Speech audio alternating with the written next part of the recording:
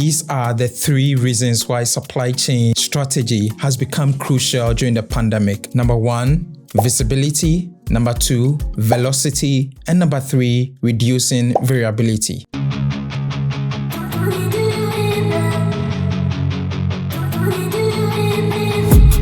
I've been dreaming on in my head like I've seen it. A life worth living is a life with meaning.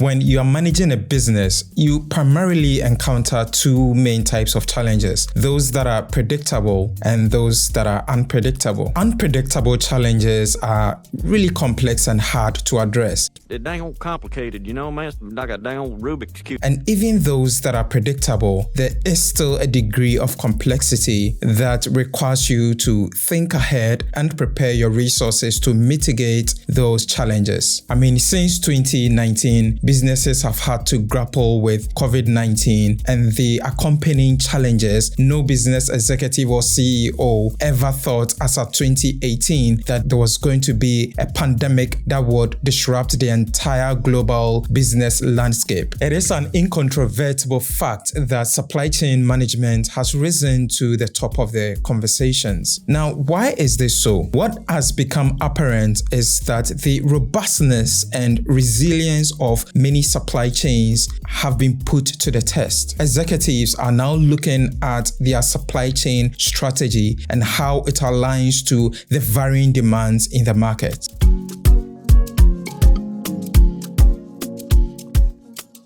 You see, every business has these 3 pillars: the business strategy, organizational strategy, and then out of that, we get the supply chain strategy. The business strategy defines how the organization or company is going to compete in the marketplace. Questions like, how are we going to price our product and how are we going to position the product in order to compete effectively? In the organizational strategy, the company is asking itself, how are we going to put together resources that we have in order to meet the needs of the customer? In the organizational strategy, the company is also thinking about how the environmental factors are going to affect its operations. Out of the business strategy and the organizational strategy, we develop the supply chain strategy. This invariably means that the supply chain strategy is not a standalone strategy. A good supply chain strategy should complement the effort of the business organizational strategies in achieving the overarching vision and mission of the organization.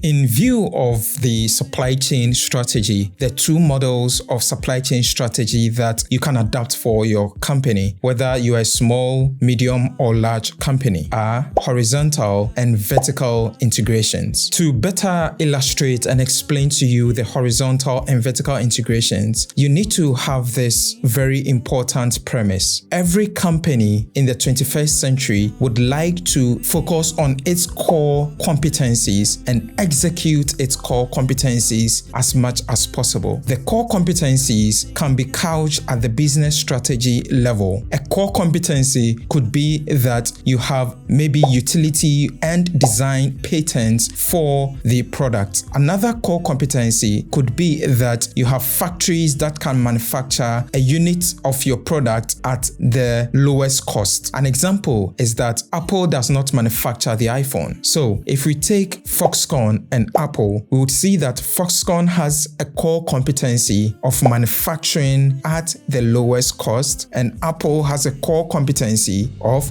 designing. These 2 companies have to work together in order to produce a unit of the iPhone at a price that you and I can buy.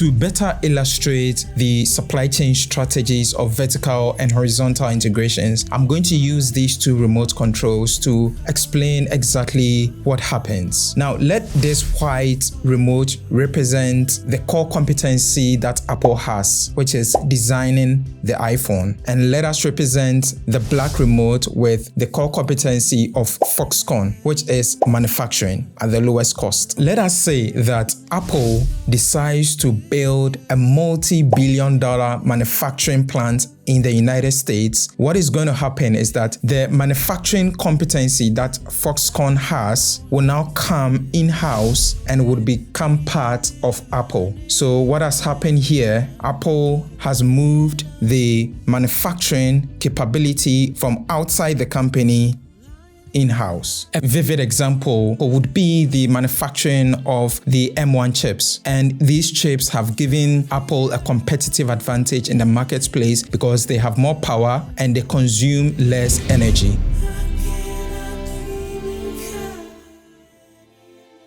Now let's look at horizontal integration. Let us hypothetically also say that Apple decides after 20 years that the taxes in the United States are a bit too high and it's affecting their profit margins as well as affecting the unit cost of the iPhone. And then they decide to go back to Foxconn to manufacture the iPhone. What is going to happen here is that the manufacturing capability, which is the black remote here, would then move outside of Apple, and then Apple will begin to depend again on Foxconn for manufacturing capabilities. So in this case, there is a horizontal relationship. Two different entities working together to produce the iPhone. So this is a simplified explanation of horizontal integration, where an organization says that, well, these functions are not core. They are not my key competencies. And so I'm going to move it outside my company to an external agency or an external entity for them to perform those functions. Just lying here on the floor. Now, coming back to why the supply chain has become the forefront of discussions, this is primarily based on this horizontal and vertical integration that I explained to you. Every company has a mix of vertical and horizontal models across their supply chain. How do I determine whether to adopt a vertical or horizontal model? And why is supply chain management crucial, especially during this period of the pandemic?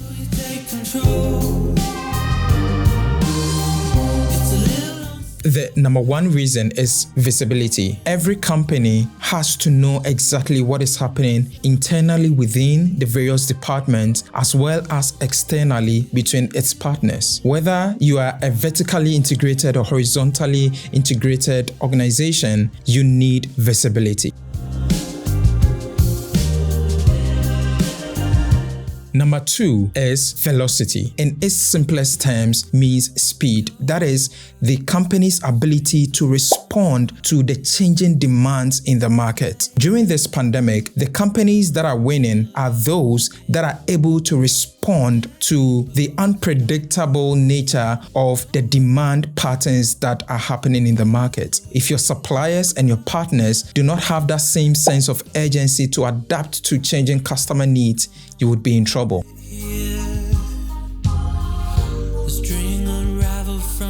Number three is variability. The whole purpose here is that the supply chain is striving to reduce variability. So, as much as possible, the supply chain manager is trying to ensure harmony across the value chain to ensure that there isn't much differentiation or variability between the supplies, between the operations or manufacturing, and the demand.